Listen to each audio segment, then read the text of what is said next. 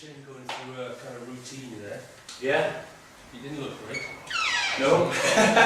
Is he going to be available at all? No, it doesn't look like he's made it, to be honest. We tried and tried. No credit to him, but he just hasn't made it this week. But if we're fortunate enough to get through for whatever reason, then he may become available for the week after. So just not quite there this week, which is a shame.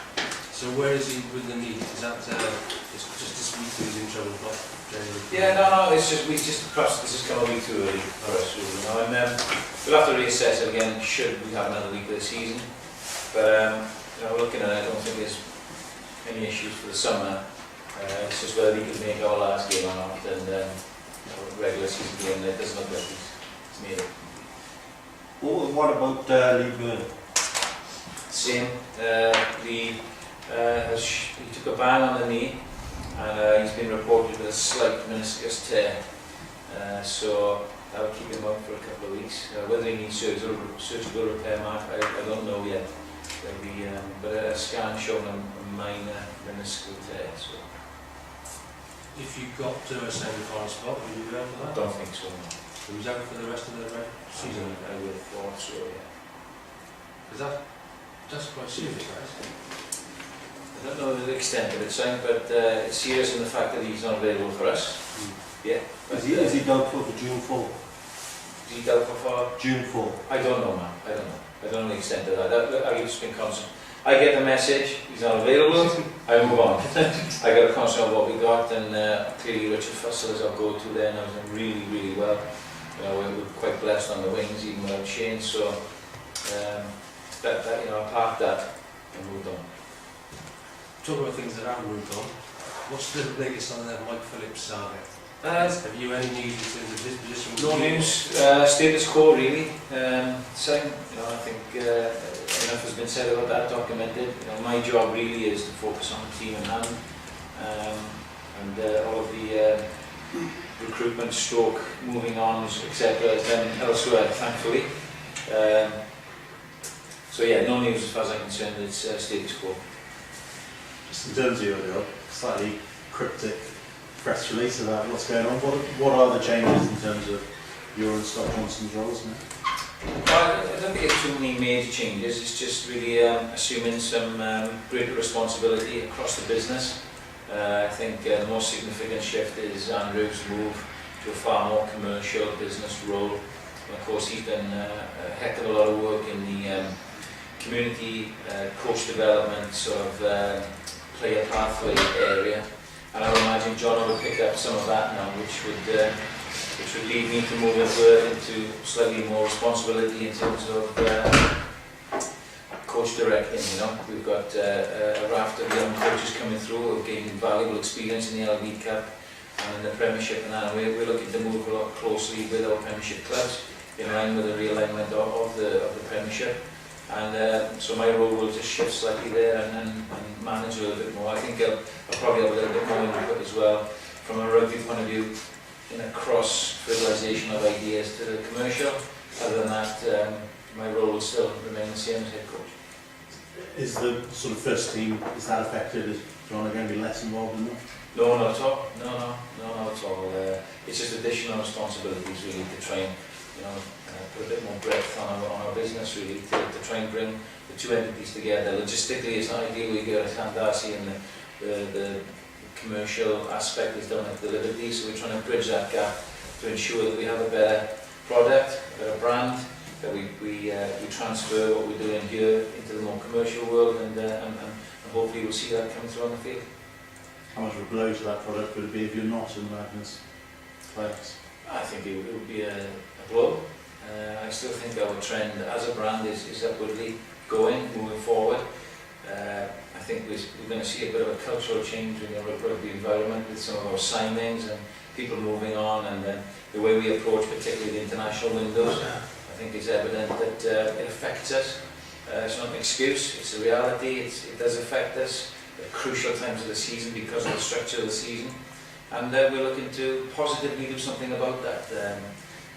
Obviously, our goal this year was to retain our championship, to be the first team that that had ever done that in the Magners League, and we're still in with a chance, you know. We feel like we've got a second chance. It is down to other results, but we can only do what we have to do on Friday, so we'll be, you know, the boys have been really, really good this last week, and we've been extremely focused on the job, and you know, fingers crossed some of the other teams can do us a favour. Did you go away to Dubai as a squad? Yeah, we had a commercial break, yeah. How many games was that? I had a couple of days out there, some training and a training game, and some business meetings, things like that. So just an opportunity with us not being involved in Europe to take time out and prepare for this game. Was that the motivation to do that, to get everybody kind of back on the horse? Yeah, a little bit, but also extend some avenues that we want to increase the brand and opportunities in the future as well. So yeah, that's probably more a question for somebody in the business side of the business. Did all the squad go, or did players No, selected a bunch, due to injury, availability, personal circumstances, and needs must really requirements for what we needed. What have you got available fitness-wise in terms of players now? So, yeah, not bad, pretty good. Obviously Shane, this one hasn't come through there. You know, the usual suspects, Craig Mitchell, those sort of fellas, but we're in pretty good shape, I'd say, other than Lee and Shane. Is this a mental challenge more than a physical one for the Ospreys now? Because you would have thought you were activating the players would be trying to go on the beach and all that kind of stuff, and suddenly they're still alive. Yeah, as I said, we get the feeling we've got a second chance, and the thing with second chances, you've got to take them. You know, we are relying on other results, but you know, our focus with the players has been solely on what we need to do this week, and we feel our preparation's been good. You know, it's not an easy task, and I think the other teams will be looking at it and saying, "Oh, we're going to Aironi, we don't see it as that." You know, they've had a significant set of results and steady improvement, and I'm sure Roland will be firing them up to take a scalp. But we're well aware of that, Simon. We're prepared to match it. Do you still think that you can defend this time? Yes, wholeheartedly. Why? Because we have a champion spirit. I've seen it. I've seen enough of it come through. I've seen it build. We haven't hit the mark at times, and that's nothing to do with the effort or the will of players. Sometimes we haven't been accurate enough. But I've also seen when it comes down to nitty-gritty, this group of players will roll their sleeves up and get a job done. And it's just a matter of bringing it to the right time. If we get a chance, we get a sniff to get through to that playoffs, I don't think anybody really want to play us. Talked about the international break. Can you yourself, I'm sure you spent hours analysing it, but it's stark. You're doing really well during the Six Nations, your big name players come back and woof. It's a lovely, ugly time. In that you have a reduced number of players. You have players who you need to spend time developing, who are busting a get to get an Osprey jersey, and therefore you get some huge rewards out of that. You know, you get to build a team doing that. You get a bit of a rear guard action, it's sort of a siege mentality. However, you miss your top players, your senior players, the influence they have, the obvious skill and talent they bring, and the leadership. And then when you throw them all back, just what happens in our season, that it is a crucial part of the season. You know, if you're in a Heineken Cup quarter-final, or you're challenging for a playoff in the Magners, they're crucial times where you need cohesion, you need harmony, you need form. And what we found is it's really difficult, not just for the man, but for the players, understandably, to marry those things up. And it's not easy. And we've done really well to overcome it, you know, in recent times. But obviously the competition in these competitions is huge now. You know, we've got what, 7 teams vying for the top 4 now. You know, in Europe, you look at Europe, the teams that are out of Europe. You know, Leinster Northampton final. You know, no French team, and who are throwing the biggest bucks around.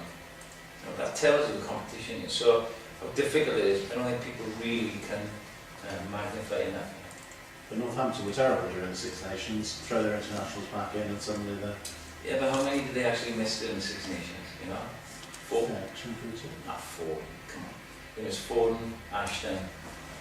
I'm struggling to think of the ones. Hartley. Wood, Hartley, Courtney Courtney Laws. Yeah. We've but they've made a difference in Of that. course they do. We missed 3 times as many. Yeah.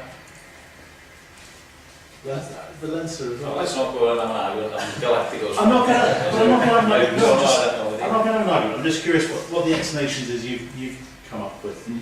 Okay, in terms of what are you going to do different next year? It's Hinton's going to I be think if you look at the Northampton squad, they're able, financially perhaps to substitute those players in. Also, there's a different relationship between the English clubs and the RFU.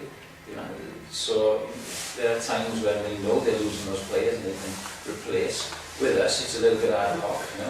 We are not playing in the wind a little bit, but for example, the start of our season, we were prepared to take a hit off our own back to let some of the boys have an extended pre-season, not play the first 3 games, and then people like yourself turn around and saying, why, as the defending champs, haven't won the first 3 games of the season? It's not easy, and there's no formula for us, whereas the formula's a little bit more down the line, say in England, and credit to Northampton, they've gone really, really well, so the formula for us and the rest of the Welsh regions has yet to be worked out. As an Australian, it must be very weird to be hoping the Scarlets do you a favour. Yeah, it is, isn't it? On the Dragons, because we've got 2 chances really. If the Dragons keep the form going, and that's a challenge for them. I think they didn't off the back of our defeat go to Edinburgh and do the business. When they've come home and done it again, can they do it again? That's a challenge. But the beauty of the Scarlets is I think they should feel they've got something to play for. Hugely proud region and tradition, so there's no issues there. But they got to look at it like if we slip up and they get a win, that they have a chance, and every team has to look at that every eventuality. So yeah, it's a weird position, but the boys have packed the Scarlet scarves ready for Friday night. How good is it you play in the same time? As if, for instance, you played first and got the bonus point win, and then they were playing the Blues. Yeah, I think it's pretty smart. It's a sensible thing to do, isn't it? I think to do that. I would imagine all of the various coaching teams will be keeping in touch with the other games through the game and just getting some messages on. But that makes it even more exciting. I think it's justified yet again the playoff system, because everybody has had European qualification as well, a lot to play for at the end of the season. Credit to Munster, they probably would have feel a little bit aggrieved that they were ahead and probably would be champions by now. The state of play at the start of the season, and for somebody like ourselves, and it's a chance to push on in certain times of the season. So it makes a real exciting finish, and we're looking forward to Friday night. What's the bottom line that you want out of trip to Italy? Bottom line is to produce a performance worthy of champions. Even though we lost to Munster, we did. I said at the time the boys showed huge heart and spirit. We haven't been playing that well. It has been difficult, but they showed the attitude and the spirit that you ask the players for. And if they go out and do that on Friday, the result and everything else will take care of itself. So it's all you ever ask of the players is that they do their job, they know their roles, they carry out the best ability with the pride and the heart that the mask shows. So that's all I ask for. The bonus point's pretty important, isn't it? So do you start? It is important, but if you pile all of that onto the players from the start, then you add in unnecessary pressure. They know deep down what they need to achieve. If they start talking bonus points before the game is won, it could hinder the actual application. So they know what they need to do. We put a good plan in place. If they execute it, we'll get what we want. Simple. Threats posed by Aironi in Italy, they're a pretty ugly team. Of course, teams probably not saying you lose anything, but they are, tough nuts across. Yeah, improving. Losing out of a lot of teams. Yeah, lots of teams, and they've got a big ball carrying Nick Williams today. They've got to drive him more. Got some experienced front rowers who will make it awkward in the scrum. How legal it'll be a challenge. I don't know for the referee. A few tricks up their sleeve. They leave the line out early, which is illegal. And Roland's always got a few tricks up his sleeve. But they got some good ball carriers as well. In midfield, people who can play. So yeah, of course they're a threat. So we've covered all those bases, and we just got to make sure our threats are on top of theirs. Massive challenge for the Ospreys pride, this, isn't it? We've got our pride dented a little bit. Just purely that we've had a chance to be in it now. We should been in it. You know, you can't afford to drop points at home to the Dragons, to the Blues. You know, that's what's kicked us, and that's what's dented the pride. But like I say, we feel we've got a second chance and we've got a chance to go and show it.